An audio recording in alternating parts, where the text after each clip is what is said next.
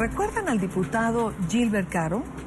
El que fue detenido el pasado 11 de enero junto a su novia y también activista de Voluntad Popular, Stacy Escalona, acusado por el chavismo de posesión ilegal de armas y explosivos. El gobierno de Venezuela lo trasladó a una cárcel para presos comunes.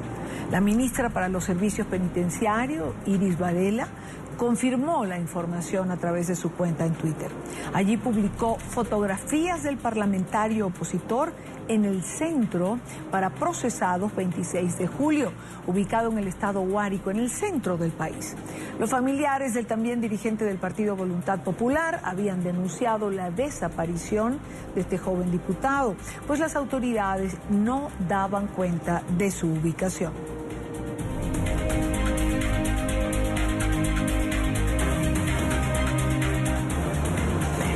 Saludar en esta parte del programa en nuestros estudios en Nueva York a Javier Elaje, él es director jurídico de la Fundación Human Rights. Señor Elaje, Javier, buena tarde, gracias por acompañarnos. Gracias, Idania, por la invitación. No, gracias a ti por estar aquí, Javier. Javier, ¿cómo interpretar lo que ha ocurrido con este diputado? Es decir, existe la inmunidad parlamentaria, se le detiene, se dice que tiene armas, se le desaparece por más de 12 días, nadie da información. Es decir, ¿qué pasa con los derechos humanos? ¿No hay manera de hacerlo respetar? La señal para los diputados que son mayoría y que son de la oposición democrática que en este momento ocupa la Asamblea Nacional es clara, ¿no? Es de que si se oponen al gobierno, si forman parte activa del movimiento pro democracia en Venezuela, pueden ser encarcelados sin previo aviso, se les puede plantar armas en sus vehículos, pueden ser encarcelados ellos, sus novias, sus esposas, sus maridos, sin ningún debido proceso.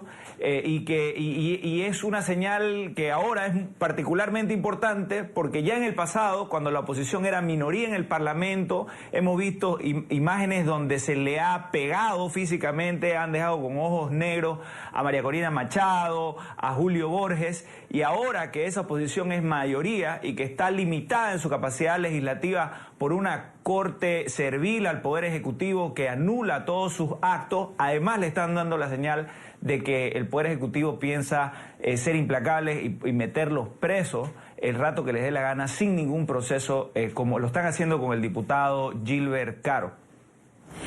Javier, quiero darle la bienvenida en esta parte del programa porque quiero también tener su punto de vista. Luis Florido, él es diputado de la Asamblea Nacional, pero también es presidente de la Comisión de Política Exterior. Diputado Florido, bienvenido, gracias por acompañarnos. Buenas tardes, Idania, un placer estar contigo por fin. Sí, hemos tenido una accidentada búsqueda. ¿Qué hacemos con Gilbert Caro? Es decir, ¿para qué sirve la inmunidad parlamentaria en Venezuela si a un diputado le sucede lo que a él? Bueno, Idania, yo lo que puedo decirte es que este es un caso que marca un antes y un después en torno a lo que significa el entramado institucional en Venezuela, que ante el mundo queda como que no somos una democracia que respeta valores universales. Te doy un ejemplo, la inmunidad parlamentaria es una institución global. Si tú vas a Burundi, saben lo que es la inmunidad parlamentaria independientemente de guerras que hayan tenido allí. En Centroamérica saben lo que es la inmunidad parlamentaria, pero especialmente en Venezuela sabemos qué es la inmunidad parlamentaria. Deyanira Nieves es magistrada del Tribunal Supremo. Su padre, David Nieves, fue beneficiario de la inmunidad parlamentaria siendo suplente. Eso es un detalle muy importante, era suplente y producto de su incorporación en el Parlamento se le permitió la liberación. En este caso, Gilbert Caro es un diputado sí suplente que estaba incorporado, que venía estando incorporado y que por tanto cumple con varias prerrogativas que establece la Constitución. Es decir, tiene derecho a, 1, tiene derecho a ser juzgado por el Tribunal Supremo. 2, tiene derecho a que se le respete, por supuesto, como tal su inmunidad y, por tanto, retenido en su casa, puesto a la orden del Tribunal Supremo. Y 3, tiene derecho a que se le califique la inmunidad en el Parlamento Nacional. Es decir, presentados los argumentos por parte del Tribunal Supremo, la Asamblea Nacional califica si mantiene o no la inmunidad parlamentaria de Gilbert Carro, si hay elementos de juicio suficientes para que sea enjuiciado. Fíjate cómo protege la ley a un diputado que no lo pueden, en teoría, no lo pueden meter preso. Ahora, ¿cuál es el mensaje que quiere enviar el gobierno con esto? Quiere enviarle un mensaje a todos los diputados para que sientan miedo de que cualquier acción u omisión que tengan puede pagarse con cárcel. Y un mensaje mucho más profundo al pueblo venezolano. Mira, nosotros metemos presos hasta los diputados. Entonces, un gobierno que no respeta, evidentemente, instituciones. Yo me he encargado, a nivel de la Comisión de Política Exterior y por mandato de la directiva, de difundir la noticia de Gilbert Carro a todos los países que son miembros de la Organización de Estados Americanos, la Unión Europea, la Unión Interparlamentaria Mundial. Allí han ayudado distintos diputados de nuestra comisión y de otras comisiones. Y hemos tenido varios pronunciamientos de la Internacional Socialista. Estamos a punto de que se produzca un pronunciamiento que es muy importante de la Unión Interparlamentaria Mundial. Y hay varios parlamentos que ya comienzan a pronunciarse a raíz de la violación de la inmunidad parlamentaria de Gilbert Carro. Vuelvo a Nueva York y vuelvo con Javier Elaje. Javier, siendo la inmunidad parlamentaria una institución, ¿no tendría que haber una respuesta de otros gobiernos en relación a lo que está ocurriendo? Bueno, como ha tenido o ha podido haber pronunciamientos en torno a violaciones de derechos humanos que han ocurrido y hasta ahora nada ha pasado. Sí, lamentablemente es un deber moral de todas las personas y por tanto sus líderes que vivimos en democracia, es decir, los parlamentarios en todos los países de las Américas que viven en democracia, que son casi 30 países que viven en democracias liberales. No estoy contando ahí a Bolivia, Ecuador, Nicaragua, ni Venezuela, que tienen gobiernos autoritarios competitivos, ni a Cuba, obviamente, que es una dictadura. Estoy contando al resto de los países desde Canadá hasta Argentina, que gobiernan democráticamente, que tienen diputados que representan a millones de latinoamericanos. Ellos deberían presentar las principales quejas en representación de la sociedad democrática latinoamericana, de los latinoamericanos que queremos democracia.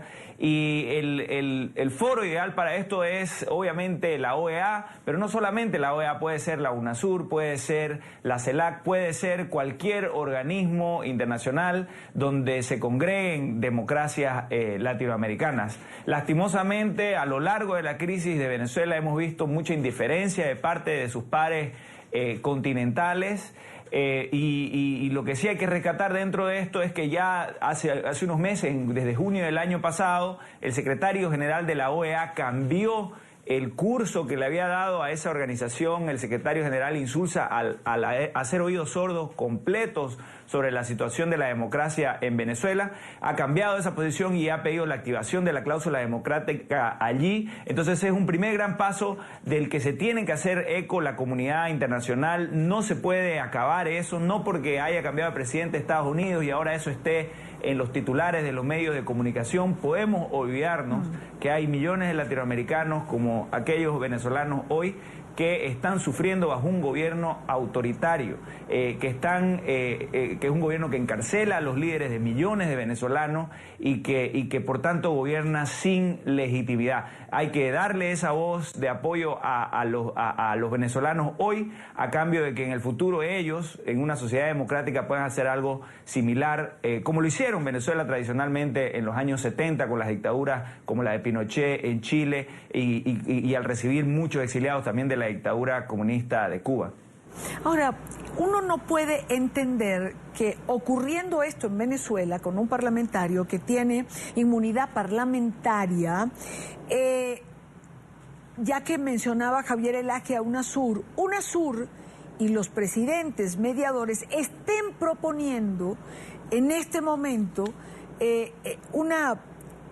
una nueva hoja de ruta para negociar entre gobierno y oposición. ¿Cómo entender esto, diputado Florido? Bueno, eso digamos que produce en el caso nuestro una mayor desconfianza para cualquier propuesta de diálogo que se haya hecho. Tal cual como tú lo has dicho, el diálogo anterior fracasó, se incumplieron varias cosas. En esta oportunidad, y lo quiero decir por primera vez en los medios, yo tuve comunicación con varios de los presidentes enviados por la UNASUR e incluso con su secretario ejecutivo de la UNASUR para que se abocaran al caso de Gilbert Caro. Se lo planteamos tal cual: mira, esto es un caso muy grave, esto es un caso donde está involucrada la inmunidad parlamentaria y donde debe respetarse. Fíjate, llegar al nivel de humillarlo con esas fotos que salieron ayer, yo creo que es otro nivel al que pasa el gobierno. Y ellos me manifestaron, los distintos presidentes, su preocupación por este caso y que evidentemente se iban a abocar. A Gilbert Caro lo tuvieron desaparecido 12 días y después aparece en una cárcel, además en una cárcel sin juicio, sin casos, sin un tribunal que lo avale y mucho menos el Tribunal Supremo de Justicia. Por eso creo que esto es un hecho muy grave. Ahora, tal cual como tú lo has dicho, de cara a una nueva propuesta, ¿cómo tenemos nosotros credibilidad en una nueva propuesta si en la propuesta anterior incumplen y en la posibilidad de vender esta nueva propuesta incurren en este tipo de violación a nuestros derechos, a los derechos de los venezolanos, a los derechos de los diputados, que al final los diputados somos expresión del pueblo? Mira, la inmunidad parlamentaria no nos los da el gobierno, no nos los da el funcionario, no nos los da un tribunal supremo ni ningún tribunal de la República. La inmunidad parlamentaria nos la da el pueblo, que nos entrega esa prerrogativa para que podamos actuar con amplitud de funciones. Ahora, Javier, ¿puede plantearse una nueva hoja de ruta, una nueva negociación, ya no solamente con los presos políticos, sino con violaciones de inmunidad parlamentaria? ¿No tendría que ser una condición con qua non? Bueno, hay quien señala que tendría que haber sido desde el principio la liberación de los presos políticos para poder sentarse a negociar oposición y gobierno de Venezuela. Pero ahora, además, hay estos agravantes. De acuerdo. Tanto el caso de los presos políticos, que actualmente suman alrededor de 126 presos políticos, de los cuales unos 15 o 16 son del partido Voluntad Popular, incluido su líder Leopoldo López, ahora Gilbert Caro, John Goicoechea, también recordemos un líder importante, opositor, preso, continúa actualmente. Entonces son muchos los líderes de la oposición que están presos. No son, por tanto, presos políticos, son simplemente porque actuaron con criminal no son presos políticos porque hayan actuado criminalmente con motivación política, como por ejemplo el preso que perdonó el presidente Obama hace un tiempo, ¿no? Él actuó criminalmente, reventando bombas, porque estaba motivado políticamente. Esa es una especie de preso político. Todos estos presos en Venezuela son presos de conciencia, son presos que o le han sembrado pruebas falsas, como el caso de Gilbert Caro. Es una prueba absurda decir que encontraron armas militares en su vehículo. Imagínense el último golpe de Estado exitoso que se produjo en Venezuela, fue producido por el teniente coronel Hugo Chávez Frías, y no lo hizo él solo.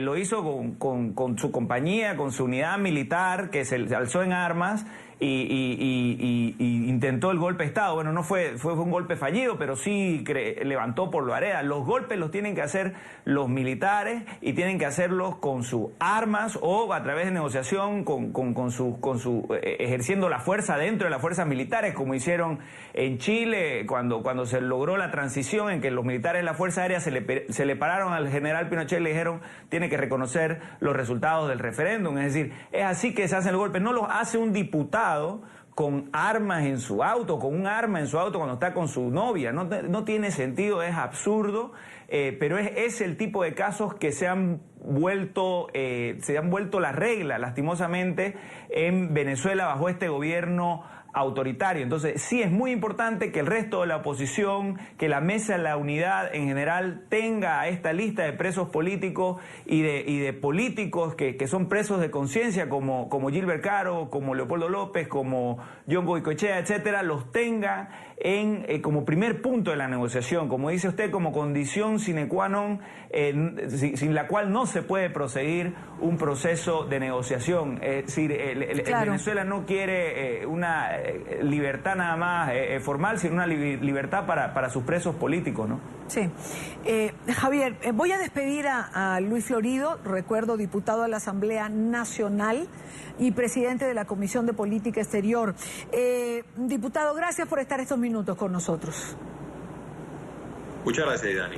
No, gracias a usted por estar aquí, pero no quiero despedir a Javier Elaje sin preguntarle su opinión en relación a este ambiente entre la prensa, los medios y el nuevo presidente de los Estados Unidos. Es decir, el fin de semana los ha calificado de las personas más deshonestas que existen, aunque hoy, digamos que el nuevo vocero de prensa ha bajado el tono, cambió un poco, pero me gustaría tener tu impresión. De acuerdo.